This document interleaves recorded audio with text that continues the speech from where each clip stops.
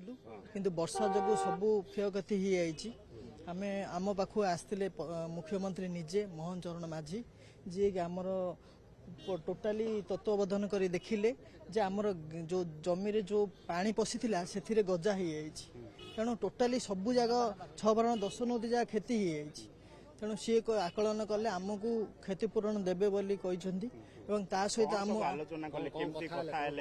କଥା ହେଲେ ଏବଂ ସେ ଦେଖିଲେ ଯେ ଏଥିରେ ବହୁତ ଗୁଡ଼ାଏ ଧାନ ନଷ୍ଟ ହେଇଯାଇଛି ଏବଂ ସିଏ ବି କହିଲେ ଠିକ୍ ଅଛି ତମକୁ କ୍ଷତିପୂରଣ ଆମେ ଦେବୁ ବୋଲି କହିଛନ୍ତି। ଏବଂ ସିଏ ବି କହିଲେ ଯେ ଏ ଯେଉଁ କ୍ଷତି ଅଛି ଆମର ଯେତେ ସବୁ କୃଷକ ମାନଙ୍କର କ୍ଷତି ଅଛି ସେଇ କ୍ଷତି ମଧ୍ୟ ସେ ପୂରଣ କରିବା ପାଇଁ କହିଛନ୍ତି।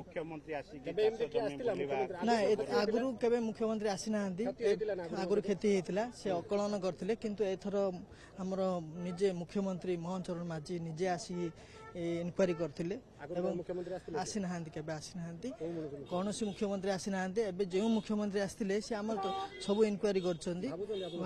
ହଁ ମିଳିବ ବୋଲି ଆମେ ଭାବୁଛୁ, ଯେହେତୁ ଅନ୍ୟମାନଙ୍କର ବି କ୍ଷତି ଅଛି ତାଙ୍କର ସହିତ ଆମକୁ ଦେବେ ବୋଲି ସେ